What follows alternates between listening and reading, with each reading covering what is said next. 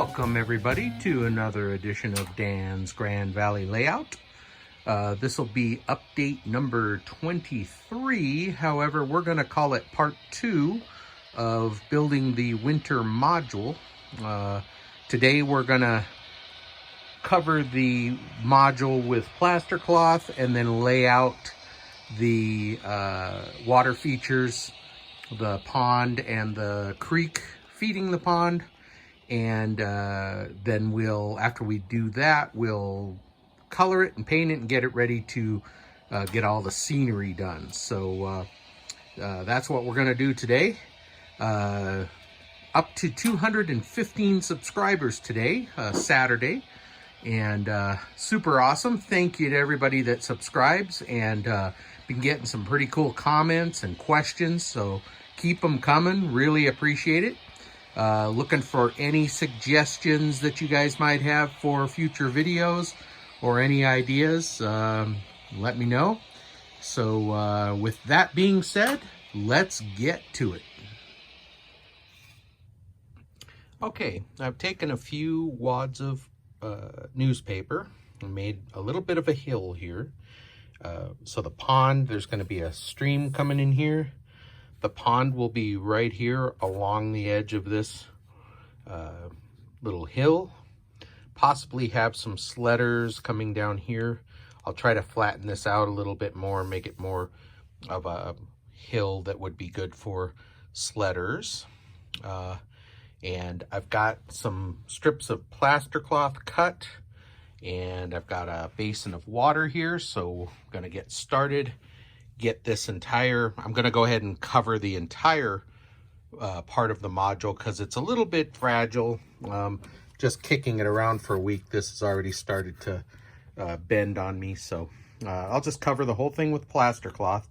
Then that's going to have to dry. And once that's dry, we'll start with the laying out the water feature and figuring out where our stones and rocks are going to go and go from there.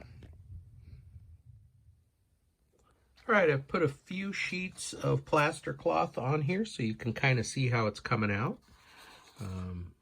Looking pretty good. I wrapped it around the back and just about an inch or so on the bottom of it just to, contain it on there. And that's kind of how it looks. So I'm just going to continue on, get the rest of this covered. Not worrying too much about the holes in the plaster. If I was, I would definitely smooth them out, but this is going to have snow all over it, some trees, a whole bunch of stuff, and you're not going to see the holes. So I'll smooth it out as best I can, but I'm not going to worry about those too much. Okay, it's pretty much done. There's my little mountain. My pond will be here, and I just covered the whole board with the plaster cloth, wrapped it about a ½ inch or an inch underneath, just to strengthen everything and help keep everything nice and rigid. It's trying to bow on me a little. I'm gonna stick it over in the sun and let it dry, and once that's dry, we can start laying out the water and where the lake will be and go from there. All right, the first step after completing the plastering process, we're going to paint the whole thing with the earth undercoat. This is the same stuff that I used on the layout. So we're gonna do that even though this is all gonna have snow on it. Any place where there might be a little thin snow or whatever, we want the dirt to show through. So we're just gonna do a quick coat of the earth undercoat.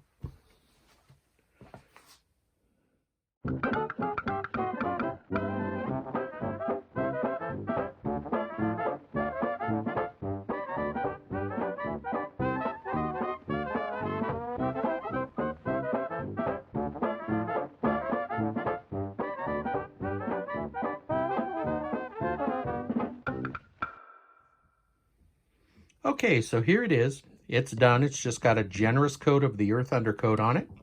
And, as you know, I didn't take a whole lot of pains with it. I just basically got it on there. It's going to be covered with snow, so it's just wherever the snow might be thin. you'll see the earth underneath. So that's what we got. So the next step is we're going to let this dry, and then we'll go ahead and lay out the lake, the pond, the stream, and figure out where the rocks are going to go, and get with the rest of the scenery.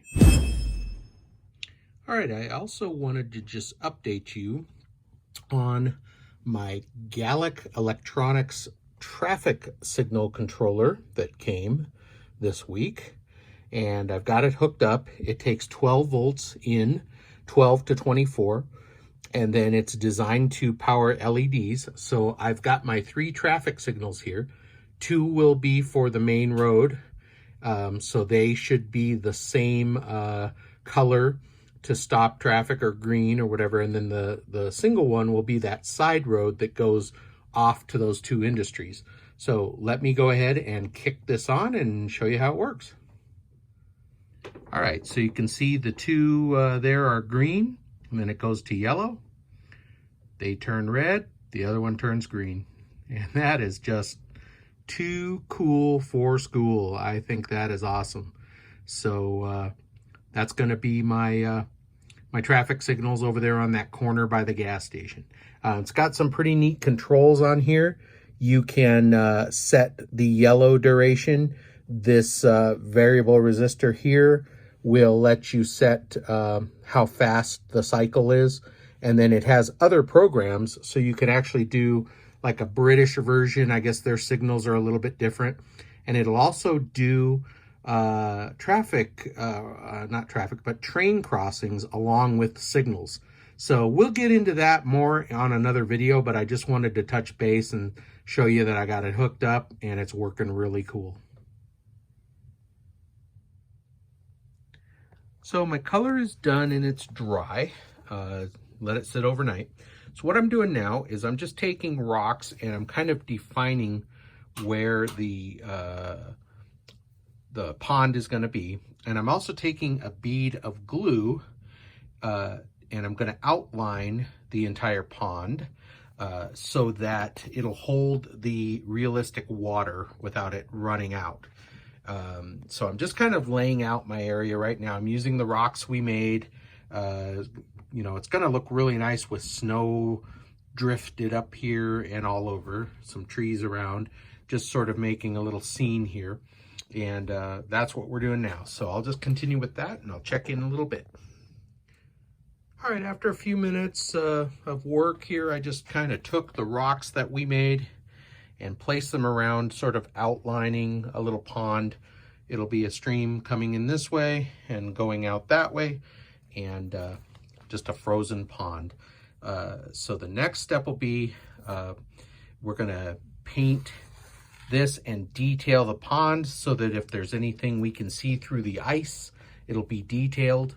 This is bowed on me, so I'm gonna have to make sure that it's sitting flat when I pour the realistic water, but we're gonna paint under there. I'm gonna take some small rocks and stones, glue them up down here, and just do some detail work.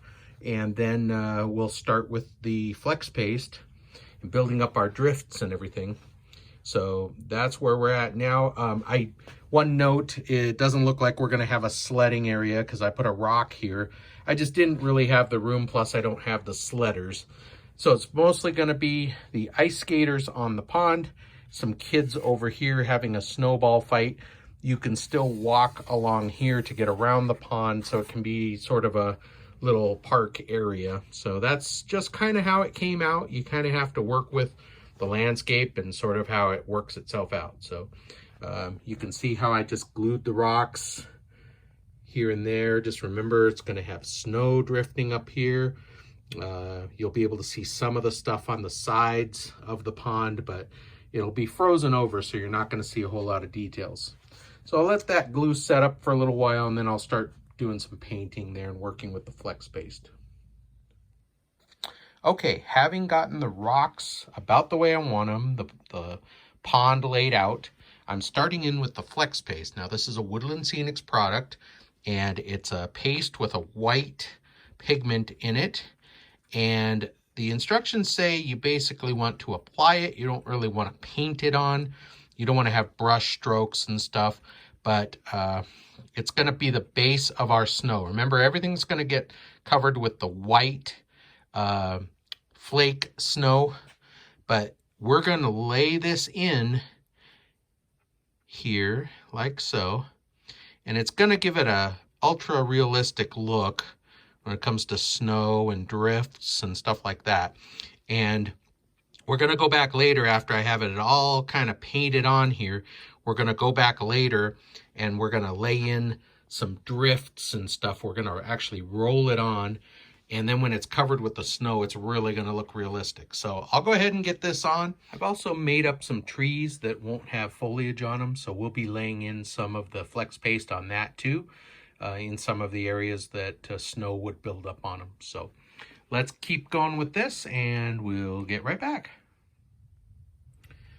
Okay, I've used the flex paste to kind of roll. I just put it on the brush and sort of rolled it off to kind of look like drifts.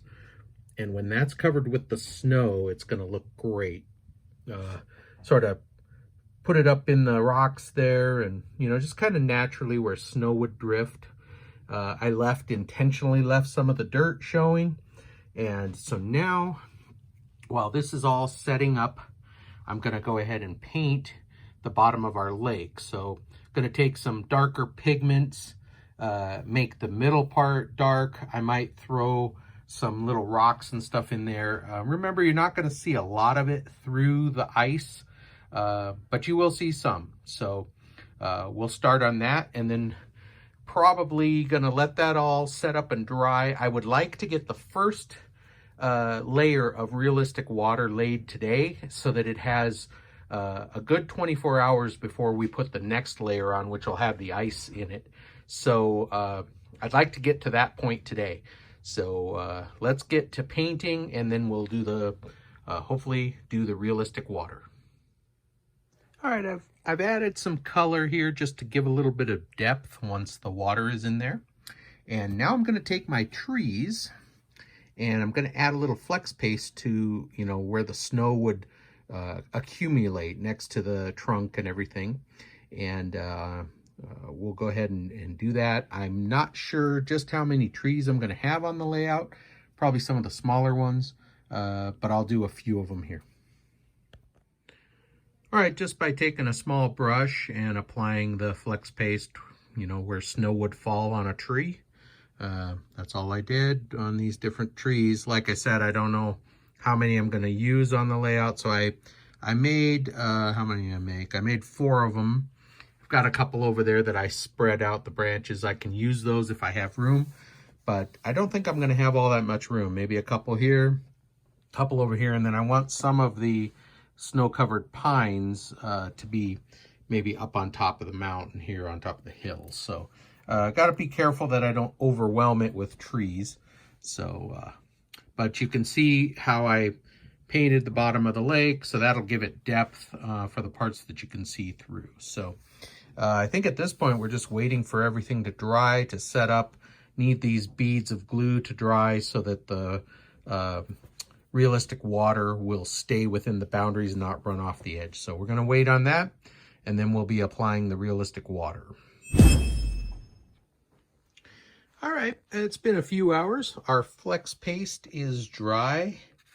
Everything is dry here. The pigments are dry. So we are going to pour the realistic water. Now, I don't have much left in here, so I'm hoping at about a 1/16 of an inch depth, it'll be enough to cover this.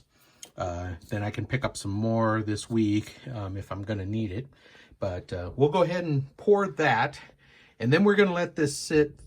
Probably, this is Sunday. We'll let it sit till Thursday. I'll have some time on Thursday, which is Thanksgiving, to maybe do a little bit more. But let's go ahead and pour that water.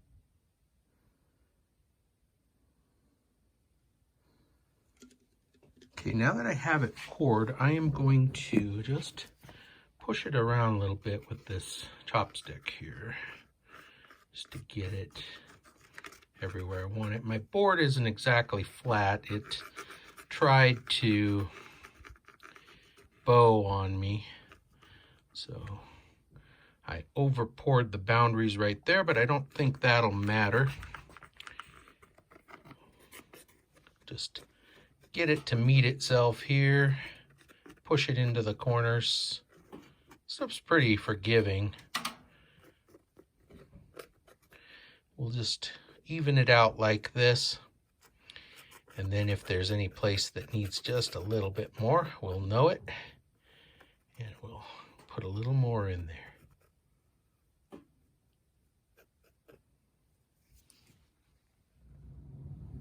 Okay, I finished pouring it and I finished getting it kind of everywhere it needed to be. I had a couple of places where it ran out on me. Like I said, it wasn't real even. So when I come back to do the frozen part, which is going to be adding white pigment to the realistic water, then I'm going to have to just be sure that my edges are built up enough that it doesn't spill over. So now we're just going to let it sit here for minimum 24 hours and let it set up. But I'm probably not going to get to it till Thursday. So we'll let it sit up real good, and we'll come along Thursday and do the final surface of the water.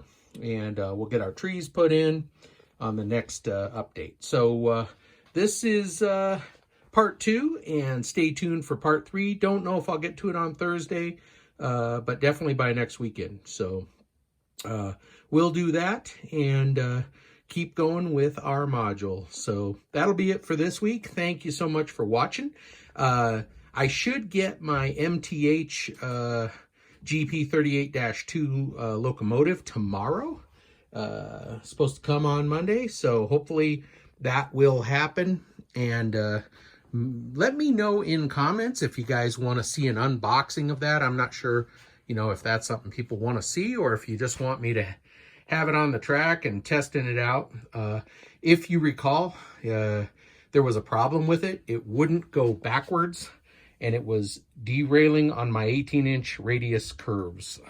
The other one that I have works just fine, so that's a whole other story, but hopefully the one that comes tomorrow will be good.